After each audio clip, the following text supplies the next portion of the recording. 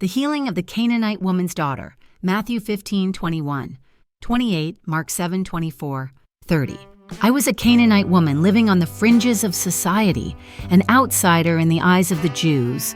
My people were considered unclean, despised, and disregarded by the children of Israel. But none of that mattered to me. I was a mother, and my heart was shattered by the torment my daughter endured. She was possessed by an evil spirit, her mind and body controlled by a darkness that I could not fend off. I had tried everything, seeking help from healers and priests, offering sacrifices to our gods, but nothing could free her from the grip of this malevolent force.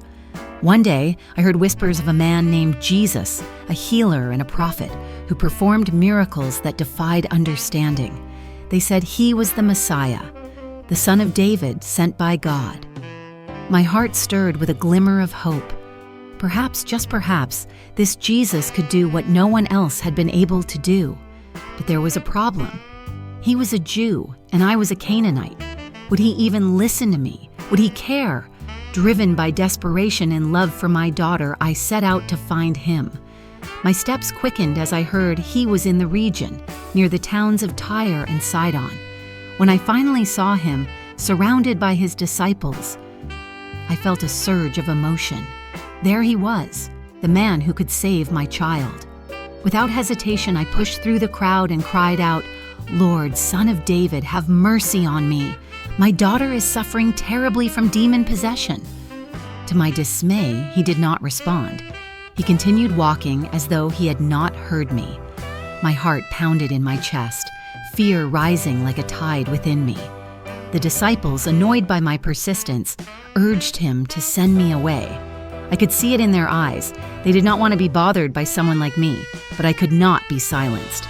This was my daughter's life at stake. I ran after him, my voice cracking with desperation. "Lord, help me." Finally, he turned to me, and for a moment his eyes met mine. I thought I saw something in his gaze, something deep and knowing. But then he said, "I was sent only to the lost sheep of Israel." His words cut through me like a knife. I was not one of Israel's lost sheep. I was an outsider, unworthy of his attention. But how could I give up now? I fell to my knees before him, my tears mingling with the dust of the road. I knew I had no right to ask him for anything, but I was a mother in agony, and I could not let this chance slip away. "Lord, help me," I begged, my voice barely above a whisper. Jesus looked at me again, and this time his words were even more piercing. "It is not right to take the children's bread and toss it to the dogs." The sting of his words struck deep, but I did not flinch. Yes, I was a dog in the eyes of his people, unworthy of sitting at the table. But even dogs are allowed the crumbs that fall to the ground, and those crumbs were all I needed. "Yes, Lord," I replied, my voice trembling but firm. "But even the dogs eat the crumbs that fall from their master's table." For a moment there was silence. The crowd seemed to hold its breath. Then Jesus' expression softened, and his eyes filled with compassion. "Woman, you have great faith," he said. "Your request is granted."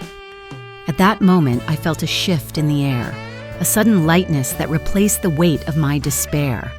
I knew, without a doubt, that my daughter had been healed.